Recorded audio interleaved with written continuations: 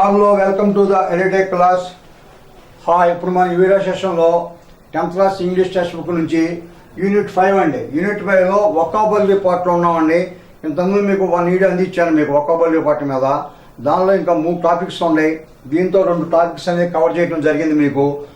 ఇది టెక్స్ట్ బుక్లో page number 158 పేజీలో ఉన్నాయన్నమాట ఇవన్నీ కూడాను. తర్వాత దీనిలో వొకాబులరీ కింద ఏమి ఇచ్చాడంటే ఇక్కడ బాక్స్లో కొన్ని వర్డ్స్ ఇచ్చాడు. వర్డ్స్ ఇచ్చి ఈ సెంటెన్స్లో ఉన్న వర్డ్స్ అండర్లైన్ చేసి దాని సిమిలర్ మీనింగ్ పాయింట్ అవుట్ చేయమన్నాడు. అంటే అదే రకమైన మీనింగ్, ఒక వర్డ్ మీనింగు దాన్ని ఏమంటే సినానిమ్స్ అంటాం కదా, సిమిలర్ మీనింగ్. ఈ సెంటెన్స్ చదివి అండర్లైన్ వర్డ్కి సిమిలర్ మీనింగ్ పాయింట్ అవుట్ చేయండి, బాక్స్లోంచి తీసుకోమన్నాడు. దీనివల్ల ఏంటంటే మనకి వర్డ్ నాలెడ్జ్ డెవలప్ అవుద్ది, వొకాబులరీ వస్తుంది. అంటే నెంబర్ ఆఫ్ వర్డ్స్కి మీనింగ్స్ తెలుసుకోవాలి కదా, అసలు ఇంగ్లీష్ అంటే అదే అర్థం. అంటే మనకి ఎన్ని వర్డ్స్ మీనింగ్ తెలుసుకుంటే అంత నాలెడ్జ్ మీకు డెవలప్ అవుతుంది అన్నమాట. ఇది అందువల్ల వొకాబులరీ పార్ట్ కింద ఇవ్వడం జరిగింది. ఇందులో ఇక్కడ చూసినట్లయితే చూడండి, replace the similar meaning to the underline words, choose from the box. ఈ బాక్స్లో కొన్ని వర్డ్స్ ఇచ్చాడు, అంటే 10 వర్డ్స్ ఇచ్చాడు, అలాగే 10 సెంటెన్స్ ఇచ్చాడు. ఏమి ఇచ్చాడు అంటే ట్రాన్స్ప్లాంటెడ్, వెజిటేషన్, తర్వాత 3rd one exotic, 4th one restore, 5th one negotiation, 6th one equal rights, 7th sustain, 8th one degrades, 9th one equitably, 10th one rehabilitation. ఇలా మీకు 10 వర్డ్స్ ఇవ్వబడినవి బాక్స్లో. కింద మీకు అలాగే 10 సెంటెన్స్ ఇచ్చాడు. అందులో వర్డ్ అనలైజ్ చేసి దానికి సిమిలర్ మీనింగ్ని బాక్స్ నుంచి తీసుకోమన్నాడు. అదనమాట. ఇక్కడ ఫస్ట్ సెంటెన్స్ చదివినట్లయితే the government is trying to bring back normalcy in the right heat areas of the city. right heat areas అంటే ఏంటి, మన అంటే అక్కడ అలజడులు అవుతాయి కదా, అలజడులు జరుగుతాయి కదా కొన్ని చోట్ల, అదనమాట right heat areas of the city. అలా అల్లరి జరిగిన ఏరియాలో the government is trying to bring back అంటే కామ్గా చేయటం. అంటే ఏంటది, మన వెనక యథాస్థితికి తీసుకురావటం. బ్రింగ్ బ్యాక్ అంటే యథాస్థితికి. ఇక్కడ ఏముంది చూడండి, ఇక్కడ వర్డ్ మనకి ఏముంది ఇక్కడ యథాస్థితికి అంటే రిస్టోర్ అన్నమాట. 4th one is answer, restore. Bring back అంటే ఇక్కడ ఆన్సర్ 4th వన్ అంటే రిస్టోర్ అన్నమాట. రిస్టోర్ ఇది మీనింగ్. ఇది బ్రింగ్ బ్యాక్ అంటే రిస్టోర్. ఆ తర్వాత రంగారి మాతాయ్ ఫాట్ ఫర్ ద ఇది ఇంకా అన్లైన్ కాదండి, రైట్ హీట్ కాదండి, ఇక్కడ అన్లైన్. ఇది బ్రింగ్ బ్యాక్.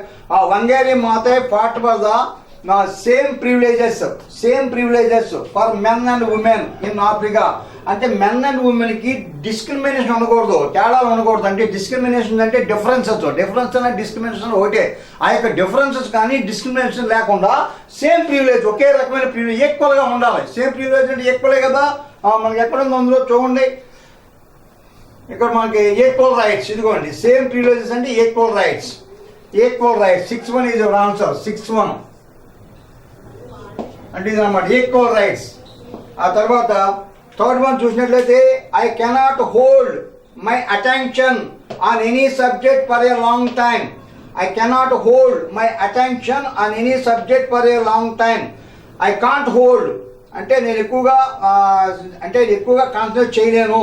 అలాంటప్పుడు ఏముంది దీనికి మీనింగ్ చూడండి, ఇక్కడ సస్టైన్ టు కీప్ అలైవ్, ఉంచడం అన్నమాట. అంటే కెనాట్ అన్నాడు కదా, ఉంచలేను, అందువల్ల సస్టైన్ అనమాట. సస్టైన్ అంటే dictionary meaning to keep alive. అంటే ఐ డు నాట్ కీప్ అంటే I can't keep my attention. అది ఆ విధంగా వస్తుంది అనమాట. కనుక ఏంటి మీకు అర్థమేంటి ఇక్కడ, సస్టైన్ 7th వన్, హోల్డ్ అంటే 7th వన్ అనమాట ఆన్సర్. సస్టైన్ అంటే మీనింగ్ టు కీప్ అలైవ్, ఉంచడం. ఇక్కడ కెనాట్ అన్నాడు కదా, ఉంచలేను. ఐ కాంట్ కీప్, నేను ఉంచలేను, అలా వస్తాం మన మీనింగ్. తర్వాత 4th one, the poster is offensive. ఆ పోస్ట్ అఫెన్సివ్గా ఉంది, అఫెన్సివ్ అండ్ డిస్రెస్పెక్ట్స్ ఉమెన్. అఫెన్సివ్ ఉండి మరియు అది అగౌరవపరిచేట్టుగా ఉంది ఎవరిని, స్త్రీలని. అంటే డిస్రెస్పెక్ట్ అంటే రెస్పెక్ట్ అంటే గౌరవం, డిస్రెస్పెక్ట్ అంటే గౌరవం లేకపోవటం, అంటే అగౌరవపరచడం, అదనమాట అర్థం. ఇక్కడ మీనింగ్ ఏంటి, ఇక్కడ చూడండి, ఇక్కడ ఏముందో మీనింగ్, డిగ్రేడ్స్ అంటే తక్కువ చూస్తాం అన్నమాట, హీనంగా చూస్తాం, అది అర్థం. అంటే డిగ్రేడ్ చూస్తాం అంటే ఉన్నాడు వాల్యూ ఇవ్వకుండా వాల్యూ అంటే ఆ వాల్యూ తక్కువగా చూస్తాం. సో దగ్గర degrade. 8th one is your answer. Disrespects అంటే 8th వన్, డిగ్రేడ్. తర్వాత 5th one some people argue that the wealth in this world should be distributed. అంటే వెల్త్ అంటే నాది మనీ కావచ్చు, ఏదైనా కానీ, అంటే ల్యాండ్ అండ్ హౌస్ కానీ, అంటే ప్రాపర్టీస్ కానీ distributed fairly and reasonable among all, అందరికి కూడా సమానంగా పంచాలి. Fairly and reasonably among all. మనకి చూడండి ఇందులో ఎక్కడ ఉంది, ఈక్వటబుల్లీ, సమానం కదా, ఈక్వటబుల్లీ. అంటే 9th one is our answer. 9th one equitably ఇదనమాట. ఎక్కడ దీనికి 9 అని ఏంటి ఇక్కడ number. 9th one is our answer, equitably. అంటే ఫెయిర్లీ అండ్ రీజనబుల్ అంటే ఈక్వటబుల్లీ.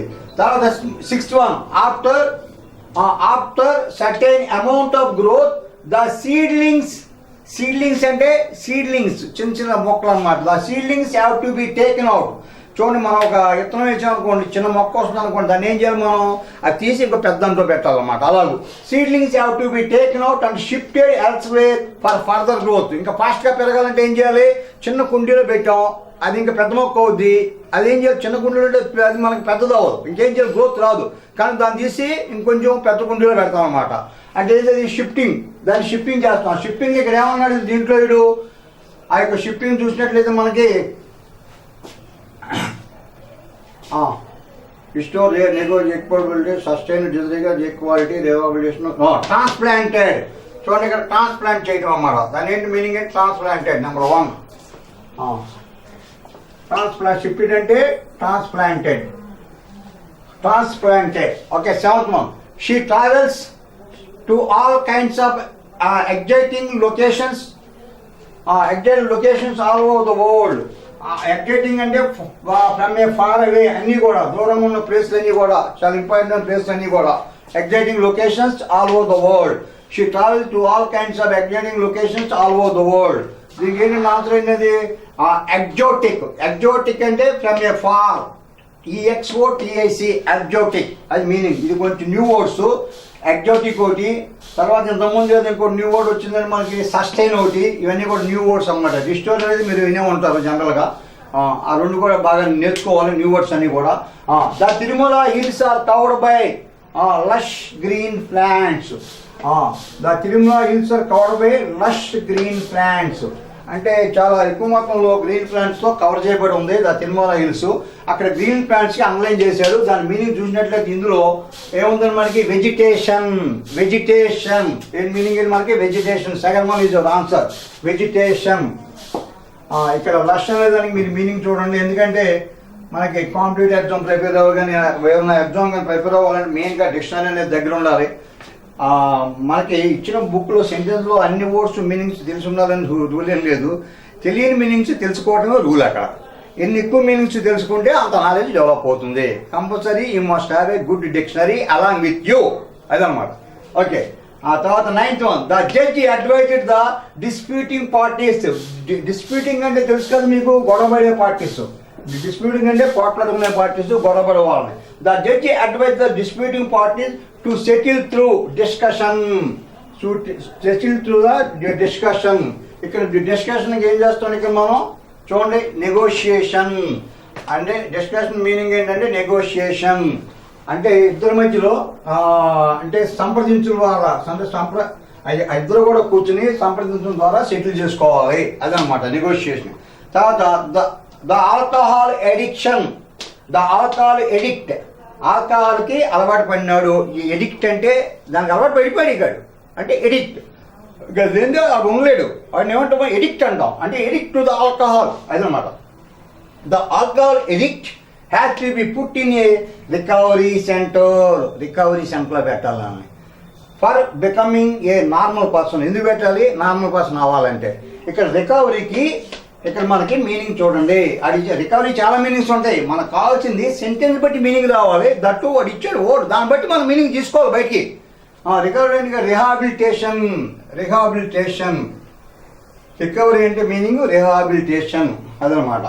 The alcohol addict has to be put in a recovery centre. అంటే రిహాబిలిటేషన్ సెంటర్ అంటే పునరావాస కేంద్రాలు అంటాం కదా.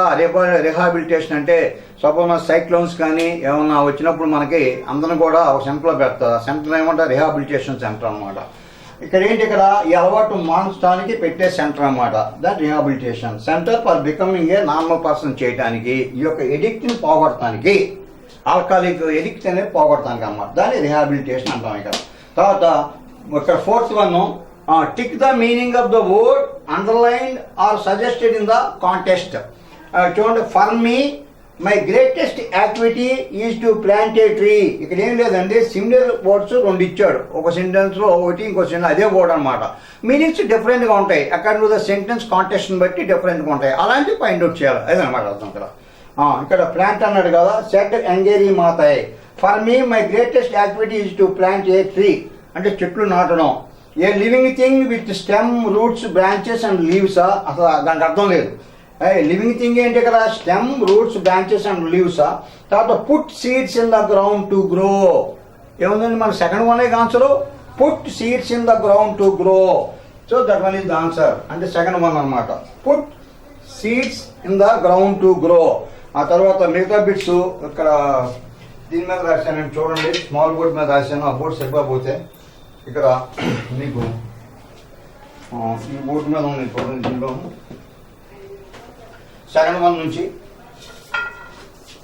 My uncle wants to build a chemical plant in Hyderabad. ఇందా plant అని వచ్చింది కదా, ఇక్కడ పుట్ సీడ్స్ అని వచ్చింది, ఇక్కడ కూడా ప్లాంట్ ఉంది. బట్ సెంటెన్స్ కాంటెస్ట్ డిఫరెంట్ కదా, దాన్ని బట్టి మీనింగ్ వచ్చేది.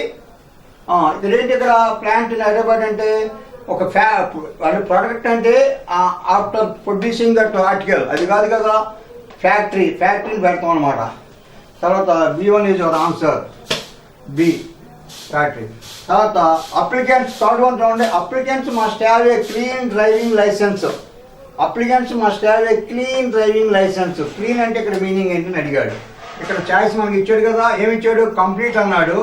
రెండోది ఏమి ఇచ్చాడు, నెవర్ అంటే never done anything wrong. Never done anything wrong ఇదనమాట. నెవర్ డన్ ఎనీథింగ్ రాంగ్, ఏ రకమైన రాంగ్ చేసి ఉండకూడదు ఎప్పుడు కూడా, వాడిని క్లీన్ అంటాం అన్నమాట. తర్వాత ఈ things that he should either resign or come clean. ఇక్కడ కూడా క్లీన్ చూడండి, ఈ సందర్భం వేరు, ఈ కాంటెస్ట్ వేరు.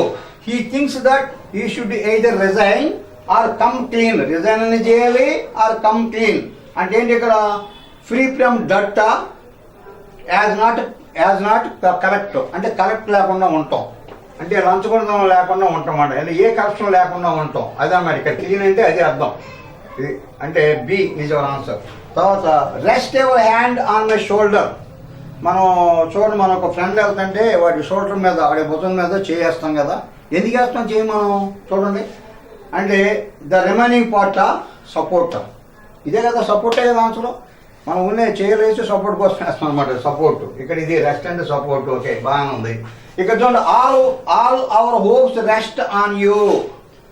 నా హోప్స్ అన్నీ కూడా నీ మీదే పెట్టినాను, రెస్ట్ ఆన్ యూ అంటే ఏంటి, ఇక్కడ నా హోప్స్ అన్నీ కూడా నీ మీదే పెట్టినా అంటే దీని అర్థం ఇక్కడ ఏంటి, ఇక్కడ చూడండి, ఇక్కడ సపోర్ట్ అవుతుందా,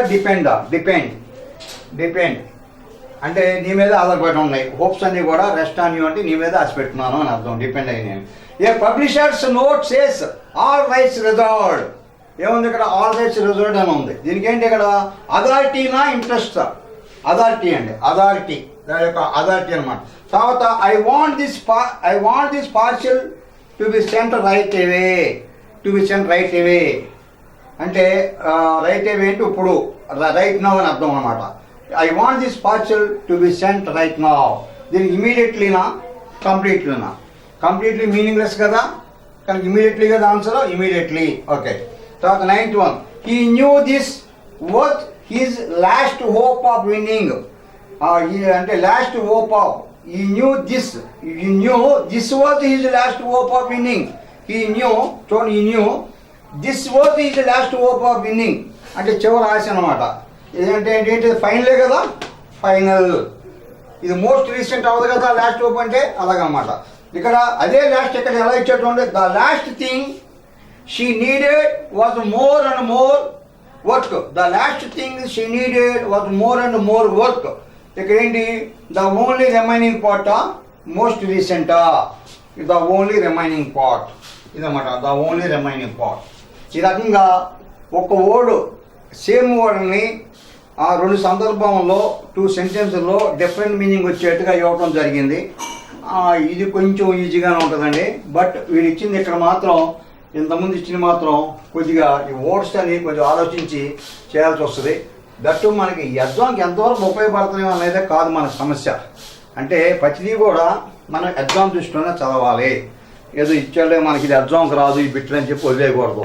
ఎందుకంటే ఇందులో కొన్ని తెలియని వర్డ్స్ ఉన్నాయి కదా, కనుక ఏ ఒక్క అవకాశం కూడా మీరు చేయదాచకూడదు. ఎందుకంటే ఇటు టెక్స్టువల్ బేస్డ్ సిలబస్ మాత్రం అసలు మీరు దాన్ని వదిలిపెట్టకూడదు.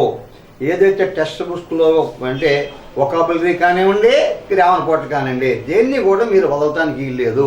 కంప్లీట్గా 100% మీరు న్యాయం చేకూర్చాలి. అలా మీరు కంప్లీట్గా చేసినప్పుడే మీకు కాన్ఫిడెన్స్ ఉంటుంది. మనం ధైర్యంగా వెళ్తాం. ఎప్పుడైతే ధైర్యంగా వెళ్ళామో సక్సెస్ మన వెనకాల ఉంటుంది, గ్యారంటీ. మనం ఏంటంటే మనం కాన్ఫిడెన్స్గా వెళ్తాం అనేది కావాలి. ఎప్పుడు కాన్ఫిడెన్స్గా అటెండ్ అవుతామండి మనం? సబ్జెక్ట్ మీద గ్రిప్ ఉన్నప్పుడే కదా. సబ్జెక్ట్ మీద గ్రిప్ ఉన్నప్పుడే మనం కాన్ఫిడెన్స్గా ఎగ్జామ్కి అటెండ్ అవ్వగలం అన్నమాట. కనుక గ్రిప్ రావాలంటే ప్రతి బిట్టు కూడా ఇచ్చిన గ్రామర్ కానీ వొకాబులరీ కానీ నా సబ్జెక్టుకు సంబంధించి ఇంగ్లీష్ పార్ట్కు సంబంధించింది టెక్స్టువల్ బేస్డ్ సిలబస్ 100% మీరు ప్రిపేర్ అవ్వాల్సిన అవసరం ఉంది. Okay, thank you to all for watching my videos on YouTube.